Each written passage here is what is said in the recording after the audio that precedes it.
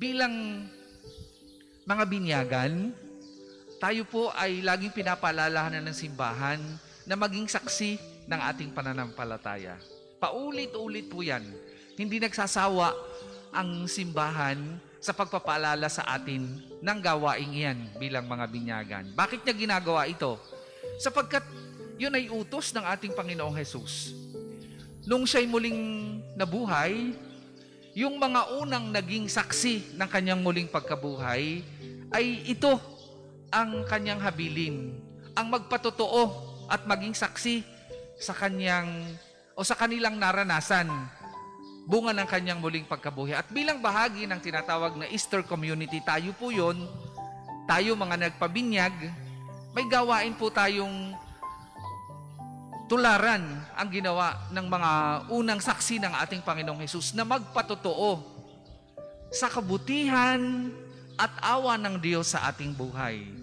At sabi nga ng ating mabuting balita, kayo'y magpapatotoo o dapat tayong magpatotoo sa ganyang katotohanan bilang mga alagad niya, bilang mga tagasunod ng ating Panginoong Hesus. At ano ang sabi? Makakapagpatotoo tayo kung tayo ay may karanasan sa Kanya. Napakahalaga po nung elemento na yon. Sapagkat kung wala tayong karanasan sa ating Panginoong Hesus, wala tayong maikukwento at maisishare sa iba bilang pagpapatotoo. Halimbawa na lang, paano tayo makakapagkwento ng kabutihan ng ating kaibigan o ng ating kapwa, ng ating mga mahal sa buhay, kung unang-una wala naman tayong experience sa kanila. In other words, sinasabi ng ating Panginoong Hesus, we can only, as a baptized, we can only become witnesses. Makapagpapatotoo lamang tayo kung meron tayong relationship sa Diyos. Pag wala tayong relationship sa Diyos, wala tayong maikukwento. Kaya nga laging ang paalala sa atin, kilalanin natin ang Diyos araw-araw sa ating buhay. Pagising natin sa umaga, habang tahimik pa ang ating paligid, let us try. Sa pagmulat ng ating mata, let us try to connect with God. Kasi doon magmumula yung ikukwento natin palabas. Ganon din sa pagsasarado ng ating mata sa gabi, sa pagpapasalamat natin, let us connect pa rin sa Diyos para naman ihanda ang ating buhay sa pagpapatotoo kinabukasan. Ano ang anong magiging laman ng ating pagpapatotoo? Yung kabutihan at awa ng Diyos na ating nararanasan araw-araw. At huwag tayong maging kimi sa pagkukwento ng bagay na yan.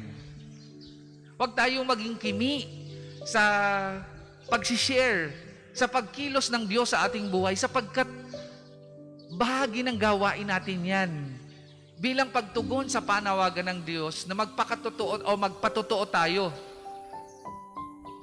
sa Kanyang kabutihan sa atin araw-araw.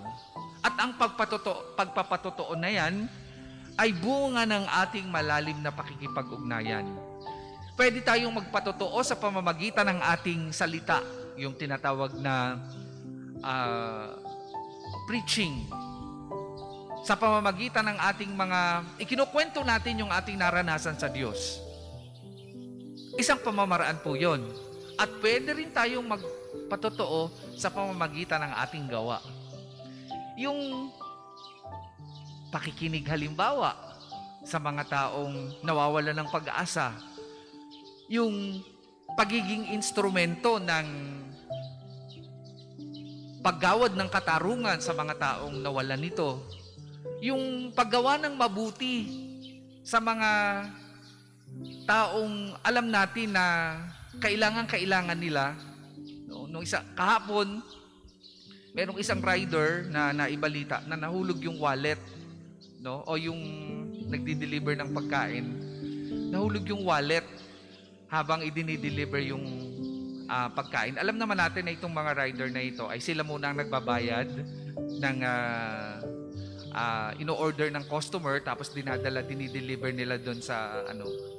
Nakakatuwa po sapagkat nakita ng camera na dinampot nung may-ari yung wallet tapos ibinalik nung bumalik yung driver sa taong ito.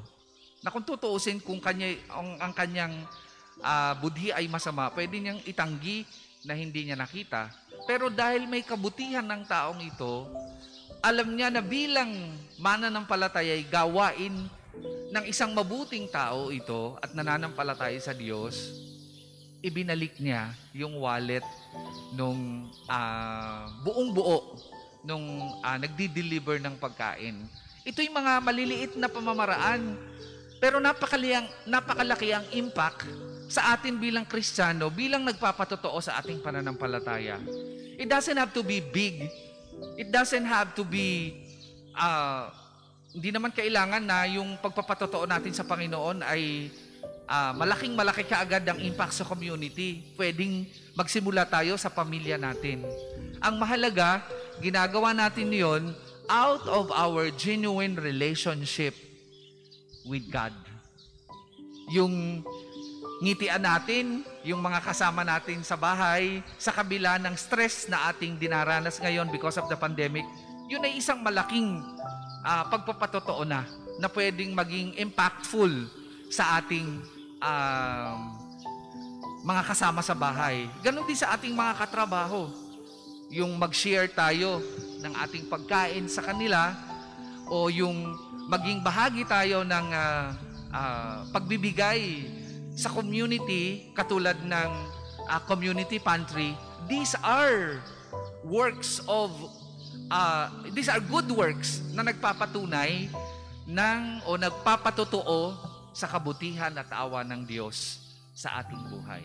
Mga kapatid, bilang mga Kristiyano, huwag sana nating makalimutan.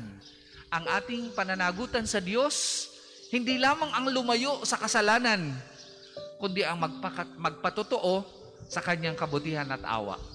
Sana, sama-sama tayong maging bahagi ng gawaing iyan bilang pagtugon sa paanyaya ng ating mabuting balita ngayong umagang ito na maging mga magpakatotoo o witnesses ng kabutihan at awa ng Diyos.